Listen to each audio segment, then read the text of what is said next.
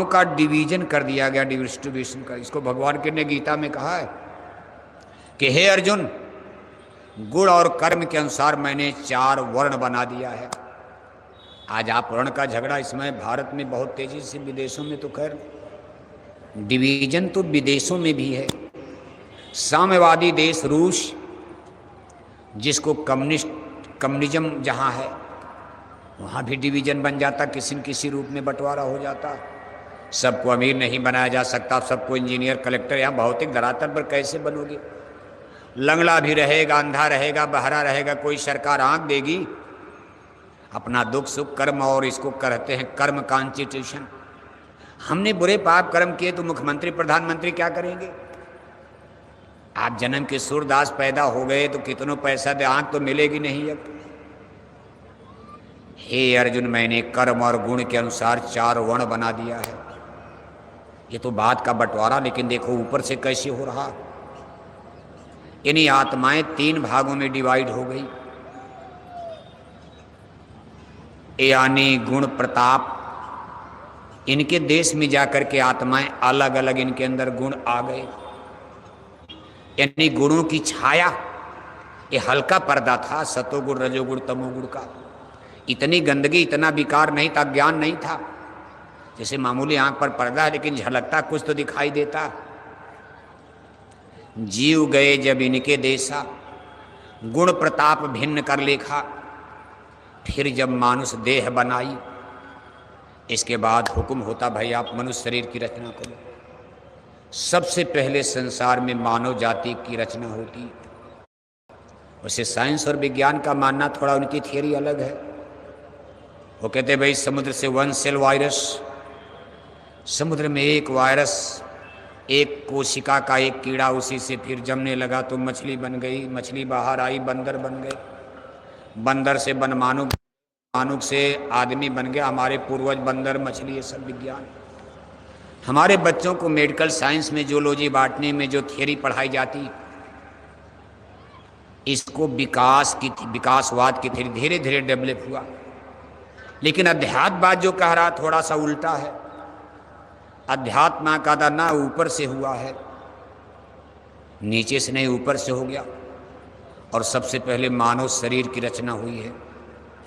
फिर जब मानुष देह बनाई, इनमें जीवन को बैठाई। गुण प्रभाव जीव भय मंदा, तम प्रभाव कर्म करें गंदा। इन गुणों का प्रभाव शरीर में दिखाई देने लगा। जब इनको मनुष्य शरीर में उतारा गया, अभी ते सूरत थी, आत्मा थी, हाड़ मांस का शरीर था ही नहीं।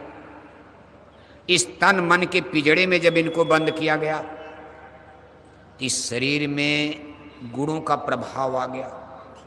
कुछ दिन तक तो ठीक ठाक चला, लेकिन आगे चल कर के लोगों के लक्षण अलग अलग नजर आने लगे। सतोगुण जिनके अंदर प्रभाव था, उनके अंदर वो लोग पूजा पाठ, धर्म कर्म, साधना, उपासना, ज्ञान, आचार प्राचार। लेकिन जिनके अंदर रजोगुण का प्रभाव था, उनके अंदर राज, बड़ा बनना। रजोगुण माने बड़ा बनना, राजा बनना। काहे प्रजा है, छोटे हैं, मैं राजा हूं। उनके अंदर ये भावना पैदा होने। अभी तो सब बराबर बराबर थे। सिया राम में सब जग जानी, करो प्रणाम जोर जो पानी, आत्मा परमात्मा। लेकिन अब देखो डिवीजन बन रहा है। रजोगुण से सनी आत्माएं, रजोगुण के प्रभाव में अपने को बड़ा मानने को, तो भाई हम राजा बनना चाहते हैं। यही आगे चल करके नेशंस, राष्ट्रों की स्थापना करेगा, राज बनेगी। उस राज में राजा रानी होगी। ये रजोगुण का प्रभाव है। और जो तमोगुण में थे, तमोगुण माने गंदा, अशुद्ध है। इन्हीं लोगों का खान पान आगे अशुद्ध, जिनको असुर, राक्षस, चांडाल, शैतान कहा जाएगा। जो भगवान शंकर के देश यानी तमोगुणी देश से, शिव के देश से, जिनके ऊपर तमोगुण का आवरण लगा था, तमोगुण को सबसे गंदा अशुद्ध गुण कहा जाता। इनके अंदर गंदे स्वभाव, इनके विचार गंदे हो जाएंगे। मानव सृष्टि में तब हलचल मचेगी। जब मानव जाति में डिवाइडेशन गुणों के अनुसार हो गया, तो तमोगुण वाले अपना प्रभाव दिखाने के चक्कर में, रजोगुण वाले अपना प्रभाव देकर संघर्ष। धरती पर मानव जाति में संघर्ष की स्थिति पैदा होती, इसको सुर और असुर की लड़ाई कहा गया। अभी राम रावण का नहीं, अभी महाभारत नहीं, सुर और असुर की लड़ाई खड़ी हो रही है। सतोगुण, रजोगुण और तमोगुण आपस में टक्कर लेंगे।